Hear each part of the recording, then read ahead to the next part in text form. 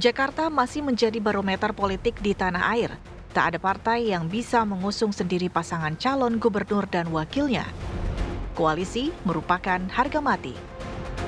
Sosok Anies Baswedan yang pernah menjabat sebagai Gubernur DKI Jakarta memang pernah dideklarasikan PKS bersama Sohibul Iman pada bulan Juni silam.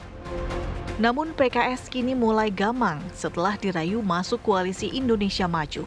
Ditambah Nasdem dan PKB yang sebelumnya mendukung juga ikut sinyal masuk Kim Plus. Sempat beredar kabar bahwa Anies akan digandeng oleh PDIP.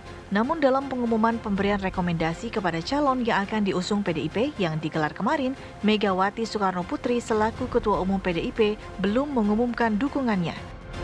Partai Golkar pun telah mengusung Ridwan Kamil untuk berlaga di Pilkada Jakarta. Kurang dari 2 minggu masa pendaftaran calon, belum ada yang mendeklarasikan calon dari partai politik secara resmi. Akankah skenario kota kosong di Pilkada Jakarta menjadi kenyataan? Anies yang tadinya dilirik banyak partai akhirnya ditinggalkan. Tim TV One mengabarkan.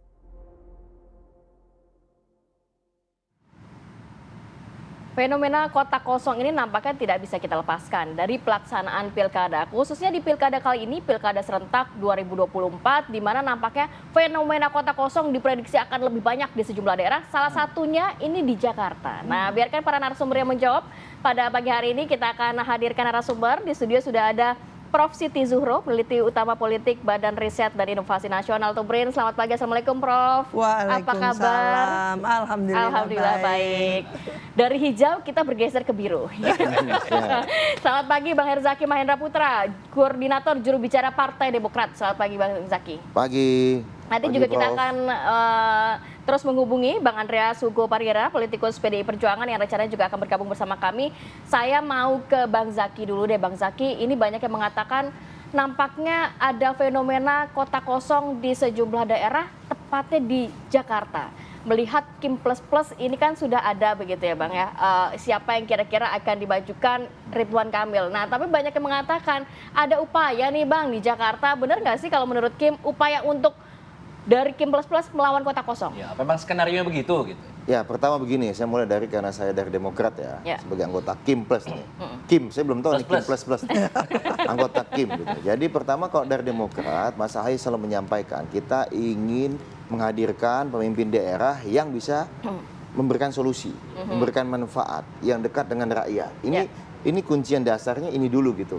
Sehingga kemudian kami di daerah masing-masing dari level struktur paling bawah itu mencoba mencermati seperti apa nih masukan-masukan, menggali harapan masyarakat itu seperti apa, sosok pemimpin apa yang tepat di tiap daerah. Jadi tidak hanya berlaku buat Jakarta ya.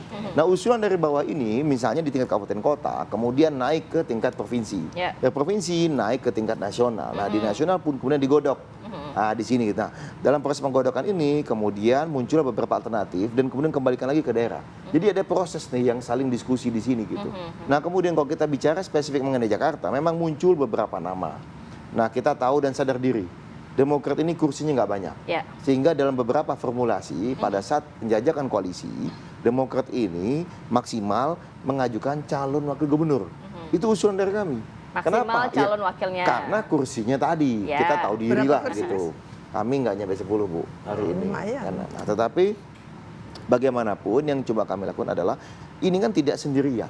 Sudah tahu target kursi 22. Sudah tahu kursinya bukan paling banyak. Ya tentu dalam proses kompromi negosiasi itu kan harus tahu diri kan begitu. Apalagi yang nggak punya kursi kan sederhananya begitu. Iya kan, jadi jangan kemudian saya nggak menyampaikan siapa-siapa gitu. Jadi kita juga dalam proses menjadi calon kan sudah jelas. Ada persyaratan kursi atau independen. Kalau memang merasa sebagai sosok pribadi sangat hebat dan kuat, silakan cari dukungan independen. Sederhananya begitu. Tapi kalau merasa bahwa saya sebagai pribadi nggak hebat-hebat banget, masih tetap harus butuh bantuan partai, ya udah komunikasi lah. Kompromi lah dengan teman-teman partai. Enggak, ini saya menyampaikan begitu gitu. Nah, di dalam konteks inilah kemudian Demokrat komunikasilah dengan sesama Kim.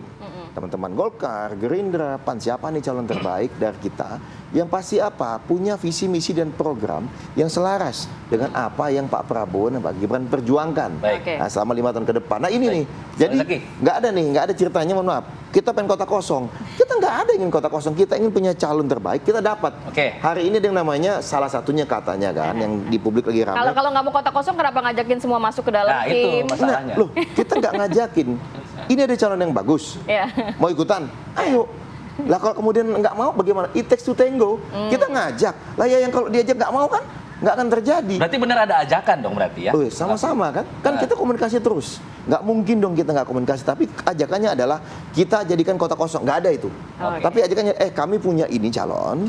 Ya kita ingin menang. Bagaimana? Mau barengan atau gimana? Beda atau gimana nih? Ini biasa bukan hanya di Jakarta. Di setiap daerah itu yang partai selalu lakukan. Ya. Nah, gitu. Oke, kita bergantian. Bang Andreas Hugo Pereira sudah bergabung bersama kami, politisi PDIP. Bang Andreas, kalau tadi mendengarkan apa yang dikatakan oleh Bang Zaki, tidak ada upaya untuk menjegal sebenarnya. Nah, PDIP sekarang kan posisinya seolah-olah sendirian nih. Dan sempat mengatakan juga kita sedang komunikasi dengan Pak Anies Baswedan untuk berupaya melawan skenario kota kosong. Benarkah ini jalan akan diambil oleh PDIP? Sudah sejauh mana sejauh ini?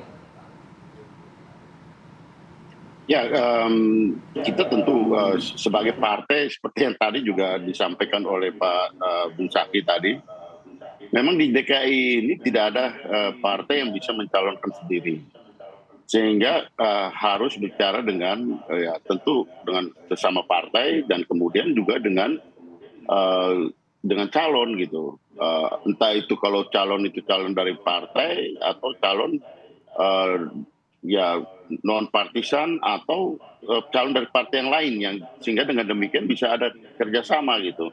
Nah proses ini masih berjalan gitu, proses ini berjalan. Tapi memang dikhawatirkan ada ya calon atau pasangan tunggal yang ada di DKI sehingga akhirnya ya seperti yang tidak diharapkan itu terjadi ada ya calon melawan kota kosong.